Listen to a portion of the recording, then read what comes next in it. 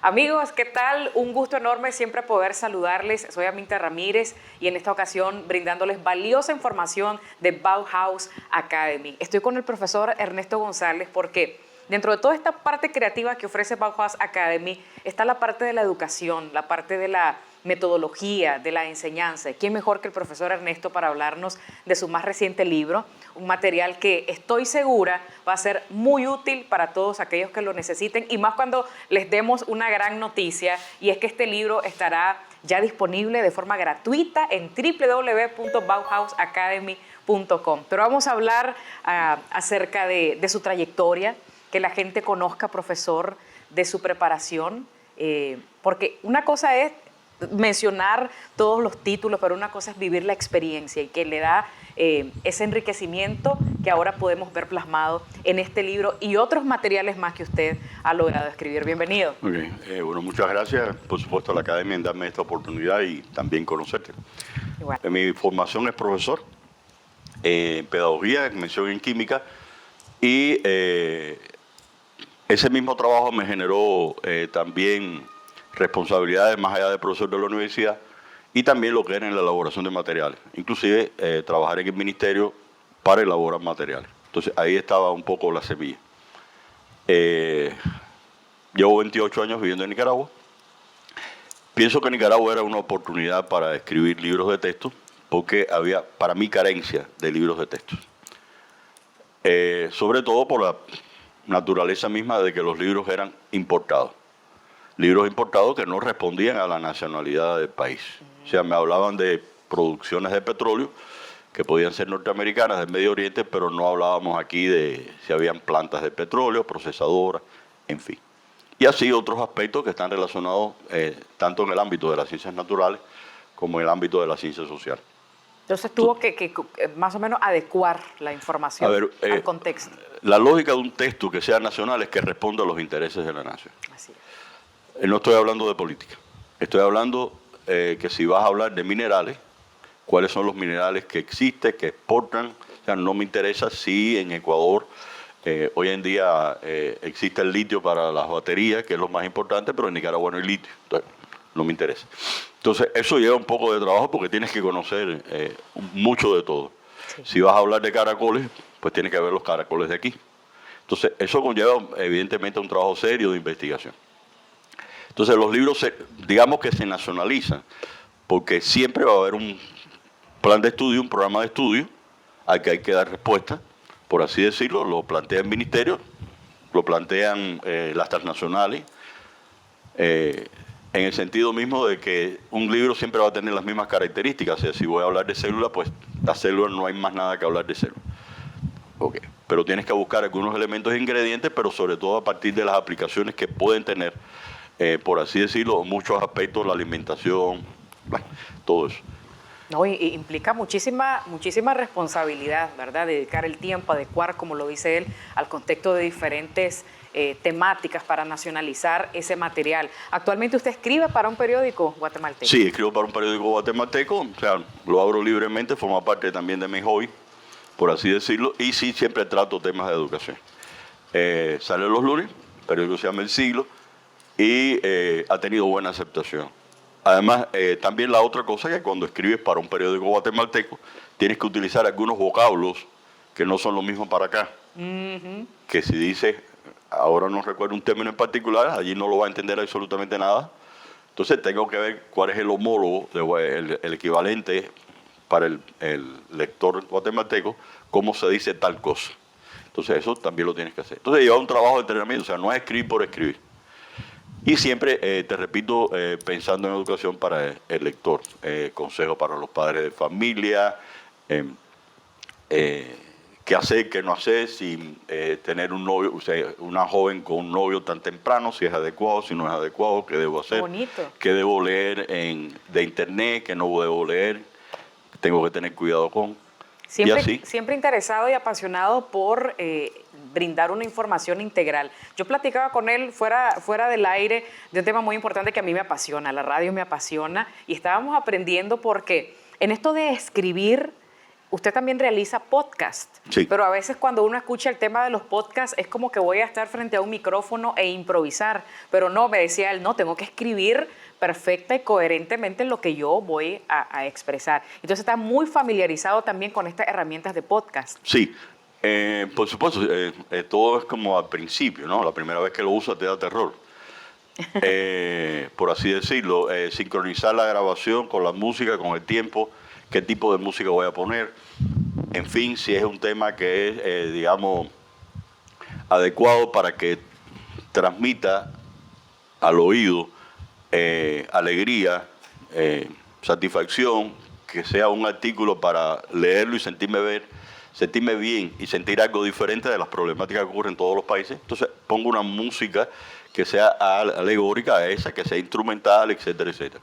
Si es algo controversial que va a ser un poco triste, digamos, de fondo, entonces simplemente lo que hago, me voy a los Beatles, pongo Yesterday y te da. Entonces el sentido de la música un poco que te transmite lo que estoy leyendo, pero a la par te hace agradable el oído. No, y me encanta conocer eso y ustedes también, independientemente de las actividades que estén haciendo, porque es importante conocer el perfil, la trayectoria, la humanidad también que poseen cada uno de los profesionales que usted va a encontrar por acá en Bauhaus Academy. De hecho, usted está a cargo una vez al mes de los webinars. Sí. ¿Qué más o menos? ¿Cuáles son las temáticas que están abordando en estos webinars? Bueno, una vez más agradecer a Bauhaus. El libro, al igual que la posibilidad de trabajar los webinars en este caso, han sido temas que están relacionados, sobre todo muy contemporáneos. Por ejemplo, los cambios recientes que se dieron de pasar de una educación presencial a una remoto virtual, era necesario. O sea, fueron cambios que no estuvieron planificados. Las instituciones trataron de dar una respuesta, pero una respuesta que en un momento determinado pudiera ser que no hayan sido validados. O sea, utilizamos esta mecánica, que era la más viable. Por ejemplo, los horarios son exactamente lo mismo. Simplemente los estudiantes tienen que estar 3 horas frente a una computadora. Que la computadora como diagonal puede tener, una tableta puede tener 15, puede tener 17, puedes tener un monitor que tenga 24 pulgadas, pero también puedes tener un celular que tenga 7 pulgadas. Y ver una clase durante 7 pulgadas implica mucha concentración. Hay un estudio realizado de que simplemente si no es atractivo lo que estás presentando, transcurrido 20 minutos, el 20% de los estudiantes se retiraron y dejaron de ver la clase. Entonces, hablar de ese tipo de problemas, o sea, empleando términos de qué cosa es virtualidad, qué cosa es remota, qué es educación a distancia. Por otra parte, otro de los aspectos también tratados, y también algo importante, o sea, ¿qué es lo que se recomienda para hacer? Porque los webinars no son para criticar, sino para ver algunos espacios vacíos y posibles soluciones que pudieran entender. Inclusive sugiriendo a las instituciones. No hablo de la institución de este país, hablo de instituciones en general. Hay otro aspecto que, por ejemplo, que trabajamos, que fueron las competencias blandas. Estamos hablando fundamentalmente de valores, que para mí es un término que se transmite en el podcast, en el periódico guatemalteco y que se transmite en Bauhaus. O sea, detrás de todo escrito tiene que haber un aprendizaje. Detrás de una diapositiva tiene que haber un aprendizaje. Entonces, ¿cómo yo atiendo a que la gente trabaje en equipo, a que la gente sea autodisciplinada, a que son llamadas competencias blandas interpersonales a través de una pantalla? Ese es un problema. Entonces, de eso hay que hablar. Por ejemplo, esta de competencias blandas tuvo bastante impacto, por así decirlo, porque hoy en día es una situación muy complicada de tratar de controlar que los jóvenes se porten bien detrás de una pantalla donde solamente tiene un micrófono encendido y una cámara apagada. Perfecto. Y esto usted lo aborda en su reciente libro, porque estamos hablando también de este lanzamiento de un material que usted lo va a tener, les repito una vez más, de forma gratuita a través del sitio web de Bauhaus Academy. El libro se llama Estrategias de enseñanza y aprendizaje con enfoque de competencias. Sí. Aborda todo eso y qué más. Ok, perfecto. Nosotros, en este caso, abordamos 11 estrategias para que los profesores lo apliquen. Evidentemente, el profesor tiene que manejarla para poderlo aplicar. Te explico algo que está estudiado. Hay aproximadamente 900 años de educación de clases presencial. Está la Universidad de Oxford, si mal no recuerdo, Pero hace poco miraba una diapositiva de que, por ejemplo, en Grecia, antes de Cristo, Sí. simplemente ya existía la persona que dictaba la clase y las personas sentadas frente a él. En Grecia. Hay imágenes, hay fotos. Ok. La disposición de las aulas, a partir del siglo V hasta la fecha, tienen la misma disposición. Tú te sentaste en clase, sillas una detrás de la otra, y a veces para ver al profesor tenías que hacer esto así. Entonces, eso implica que nosotros todavía seguimos arrastrando algunos aspectos que son propios de siglos de sentarnos exactamente igual.